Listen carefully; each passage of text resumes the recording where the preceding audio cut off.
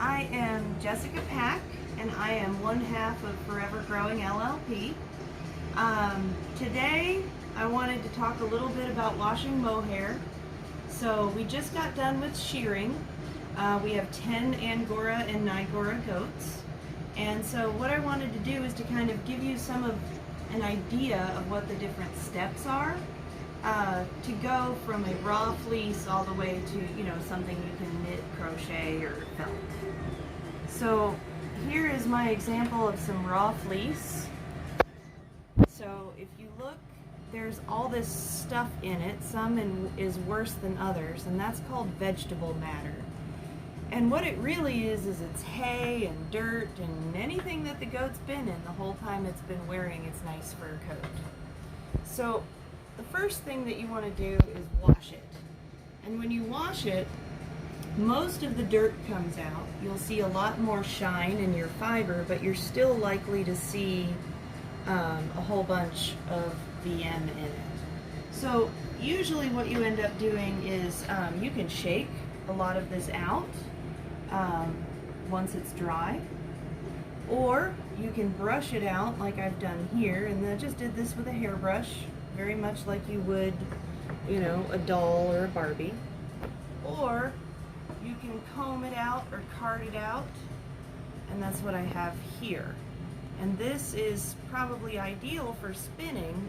However, you kind of end up with this pile of stuff that's got a little bit too much vegetables in it to really want to spin it. So to give you an example of some things you can spin, this is some yarn. This is pure mohair. Okay, and so this was made with something like this, whereas this is what I'm going to call utility rope. You can see it still has a lot of the hay and stuff in it, but it's really good if you're using it out in the garden, fixing a piece of fence. Very useful stuff. So even some of the more terrible fibers you can still salvage and make useful. Alright, so I'm going to move this stuff over here to the side, and we will work on a little bit of a raw fleece.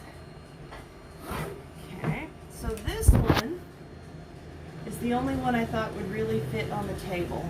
This is my goat chocolate star. So this is a first shearing kid fleece, and as you can see, chocolate star likes to sit under the hay feeder. There's all kinds of stuff in here, and every time I move it, more junk falls out. So let's start with some basic skirting. Things like this, if it is a totally different color and it just looks like a total mat, get it out of there. That goes in the compost bin. You'll find little bits of poo and lots of hay. But once you start, I'm going to stand up, Philip, you can keep the camera on the fleece. Once you start working with a fleece, you'll find that it gets kind of little sheets of fleece, and you can almost lay out the entire animal this way. But what I really like to do is I like to kind of prime pick through the fleece. So I will come in and I will pull out little locks that I think are quite worthy of keeping and washing. And there's different kinds of fleece that grows on different parts of the goat.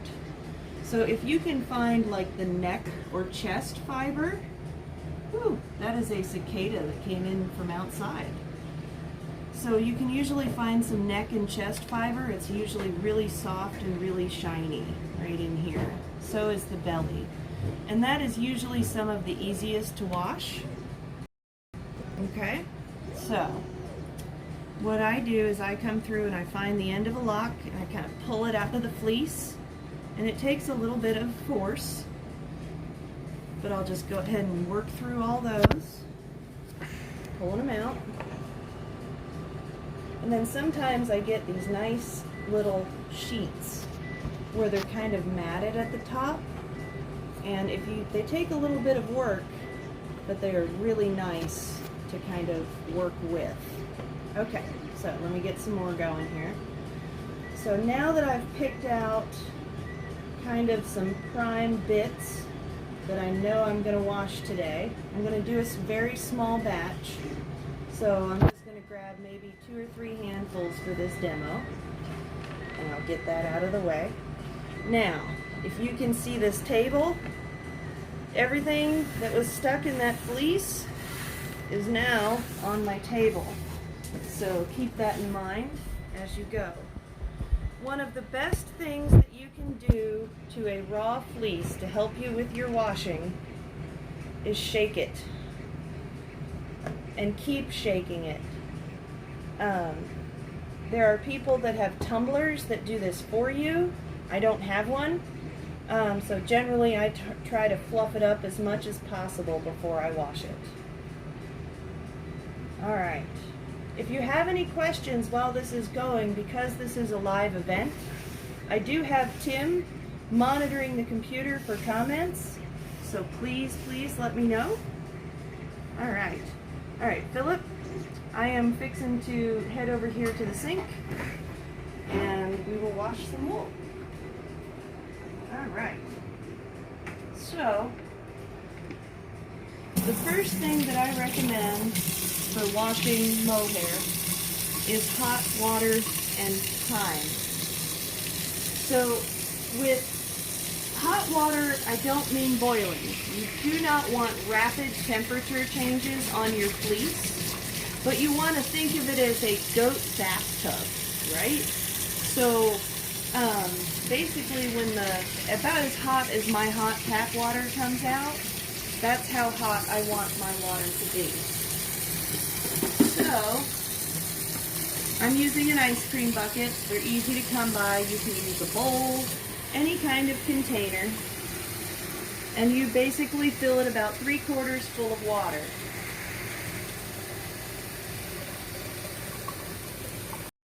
Now the biggest thing that people will try to do is try to shove a whole bunch of fleece in there, and you need it to soak. If you've ever put beans in a pot and watched them grow, your fiber's not going to grow, but you want to have it have plenty of room to move around. So for example, I'm going to set the fiber right here in this bucket, and I'm just going to gently push it down underneath, and it's going to float just a little bit below that water line. Now as I do that, alright, I need a close up here. As I do that, these fibers are opening up, and just like your hair does when you wash it. So these fibers are opening up, we're getting the water in between them, and it's really just kind of giving it a bath, giving it a good soak. Now, products that you want to put in there. pH is important, and I always throw just a little tiny pinch of baking soda into my water. I think it makes it a lot smoother. I think it makes it work out better.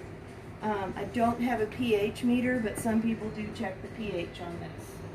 The next thing that I use is actually my laundry detergent. Now I know that there are a ton of wool washes and such out there. I do not have any at the moment, so I use just a little bit of my laundry detergent in there. I'll save that for the next batch. And then you really don't need to agitate much.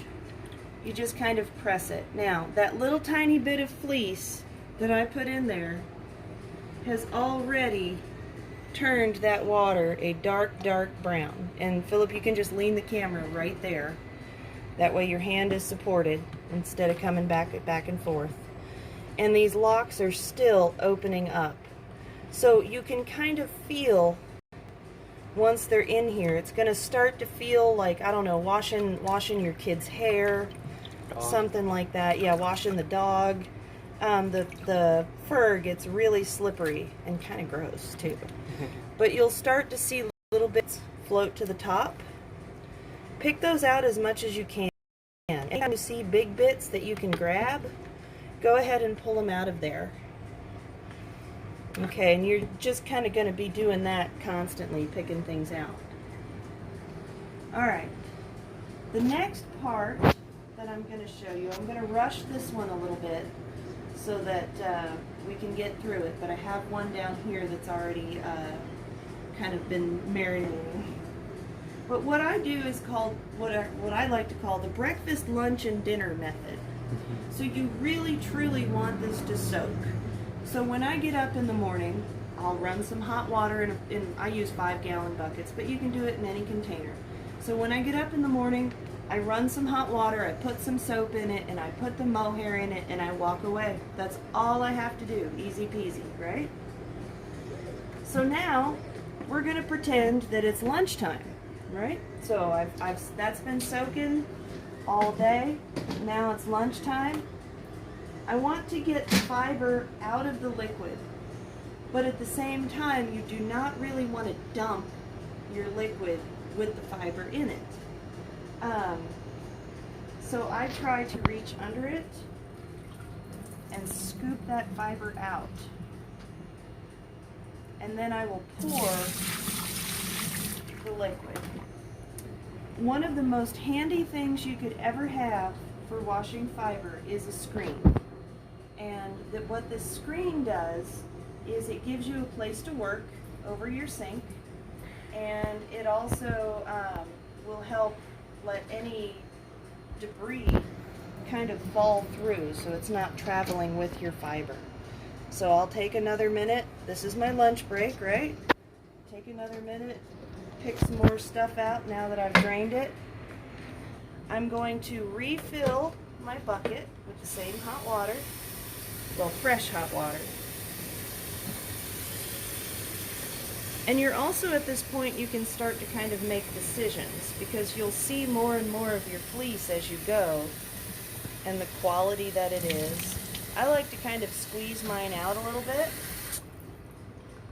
so that I can really kind of see how much dirt and stuff is left. So now that I have this nice clean water, what I'm going to do is I'm going to add a very small amount of vinegar. If this was a 5-gallon bucket, I would use like maybe a 1/4 cup, but for this one, I don't think it's going to need much at all. You want to be real careful not to overdo the vinegar, but the vinegar is what's going to give it the shine, okay? So then, I come in, and once again, I sink my fiber in to that liquid. Now, if you look at the bucket, you can see those fibers are open even more. Okay, and that water is going to continue to soak those fibers. So I'm going to show you what it looks like with a larger batch of fiber. Best recommendation is start small. Start with a very small batch of fiber. Now, I am not talented enough to balance the bucket. So what I generally do is I will reach in, grab a handful of fiber, pop it up to my screen. This one has been soaking since this morning. Here's some more. And the goal is you want to disturb the fiber as little as possible, because when you have soap and you have fiber and it starts rubbing together, you get felt, and it'll just be one solid mass of unusable stuff. Now sometimes when you get it, it's felted right on the goat, especially spring fleeces. Winter just does that. Alright. So, now I have this lovely black water.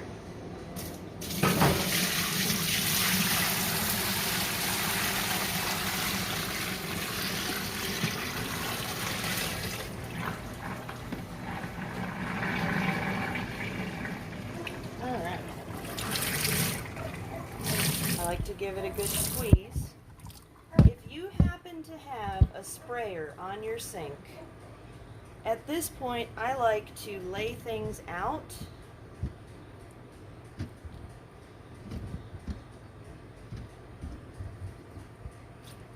I give them a good squeeze when I can. But you can lay these out, take the sprayer, you can actually work some of the BM and dust out with the sprayer. You don't want to do this too much or you will felt your fiber.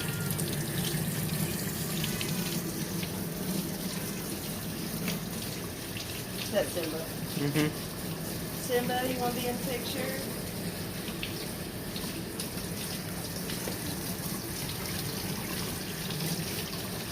Okay. He wants out, but I can't come out. So this is getting there. You can see the color change from the raw fiber, which this is a white raw fiber. The one I was showing you earlier is a brown. Where are you going, child? All right. There we go. So definitely it's got some shine going on. It still has some VM in it, but it is a far cry from what you started with. So I'm going to put that in this bucket so it's kind of out of the way, and I'll lay out some more. I really recommend that you keep soaking this until the water runs clear. So it's kind of a rinse and wash cycle. And you can repeat it really as many times as necessary. I shoot for 3, so if I have too much fiber in a bucket, it's going to need rinsed more than 3 times. There's some fiber that, quite honestly, I consider not salvageable, but with a good set of combs and carders, I've been really surprised by how well this turns out. So once again, here's my fiber. I've given it a good squeeze. And this rack also doubles as a drying rack for me. So that would be the final step. So let me recap. Breakfast, lunch, and dinner method. You get up in the morning, you throw some fiber in a bucket with some hot water and some soap. You let it sit. Just walk away and let it sit. At lunchtime, you gently lift that fiber up out of your container, place it on a screen, dump out your water, refill the water, add a little bit of vinegar. Put your fiber back in, let it soak until dinner time or after dinner. Then, at dinner time, you're going to do kind of a final rinse soak. If it's still pretty gross, like this one's going to need some more time, if it's still pretty gross, fill up a bucket again with hot water and let it soak overnight. Wherever you're at in that process, try to time it with when you would be around the sink, which for me is, mealtime. More detergent or vinegar for substitute? I would only use detergent and vinegar once. Vinegar pretty much just is what gives it the shine, but if you overdo it, you're going to kind of make your fiber brittle or run a chance of making it brittle. And soap really is only necessary once because the rest of it is in the rinsing. Some things I do not recommend, like do not use dish soap. It's terrible. Do spend the money on things like Unicorn or Kookaburra Wool Wash, any of those kind of products. Usually wash wool amazingly. But like I said, I always have laundry soap handy, and it works pretty well for mohair. I do not know how it works on wool. Alright, next round.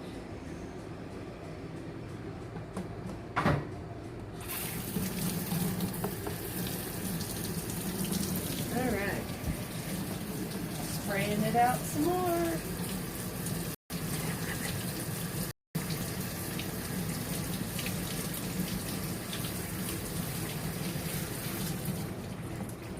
Alright, one more trick I'm going to pass on to you is kind of when you've reached your final rinse and you squoze it out. I'm always kind of antsy, like I want to be able to spin this as soon as possible. So what I like to do is I use a big towel when I have lots of fiber, but for now, I will just use this. So a little bit of fiber in here. Wrap it gently in a towel like a little sausage. And then if anybody has ever had wet jeans, same idea. Twist and squeeze. It helps if you have a partner that can grab it and pull it with you.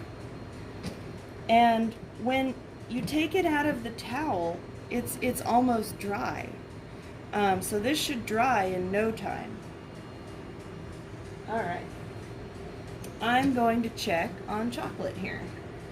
So chocolate here has only been soaking for a few minutes. But you can also see how all these fibers have opened up and all of the stuff is kind of floated to the top. So even if you grab a few hairs while you're doing this, I like to pick the stuff out of the top as much as I can as I go. And I also like having a towel handy because it sticks to your fingers. So now I'm going to lift it again, give it a good squeeze. And see, that water looks pretty good, like it's not terribly dirty, so we're getting closer to clean. But to truly have good spinning fleece, you want that water to be very, very, very clean. Like when you pull the fleece out of it, if you would jump in there and take a bath in that because it's nice and warm, that is where you want that rinsing to certainly be. So I'm just going to put that back in there, push it gently, let it soak some more, and I'll work on a little more of this fiber. So like I said, this is on the lunchtime schedule right now. And you don't have to rinse each one every time. But I will say that my goats are exceptionally gross. So this girl here, the one that I'm working on, is Morgana. And she is Chocolate Star Nonpareil's mama. And right before shearing, a couple days before shearing, there's a little bridge that goes over their creek. We had some flooding and things, and it was kind of deep and a little slippery. Well, she ended up slipping on the bridge somehow and ended up sideways in the water. And her fleece was so heavy with the water, she couldn't really like turn herself back the right direction. So she was stuck there until Tim went and pulled her out. And so her fleece is actually caked with mud. So she makes for some lovely, lovely muddy water here.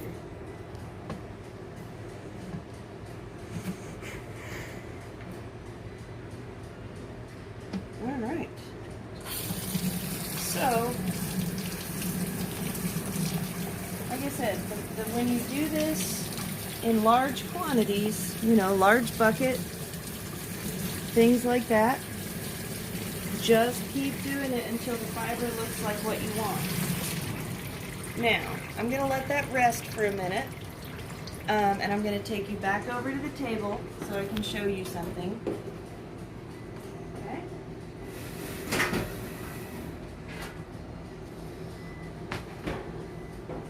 All right. Here is a good example. Now, this is Strawberry. She's been washed, but you can still see that vegetable matter in there. And not all of this is going to wash it out. So you can pick out the bigger stuff, and then what I do is I make little bundles like this, and I grab the bundle and I take a hairbrush and I brush these out. And when you do that, you do lose quite a bit of fiber. But you also end up with a lot less junk in your finished product. Now this is ready to go through a drum carder or anything like that, and eventually be spun into yarn. And if you really want to make sure that it's like 99% vegetable free, you definitely want to go with combing it. So this I comb with the carder. So I will pull an individual lock like this one, and I learned this on WAFA, so this is brand new to me too, but I'll take a little lock like this one lay it over a single comb and pull it through until it blooms into this gorgeous, gorgeous fiber. And I'll show you that later on, probably in a different live. But in the meantime, I really hope that you've learned a little bit today. It's really, it seems like a lot when you first take it on, but it's really important to kind of keep doing it and to make sure that it fits into your routine so that it doesn't become a burden. Because I love my goats. I'm not terribly fond of washing wool, but it's a necessary part. So that's all that I've got for today. Thank you very much for watching.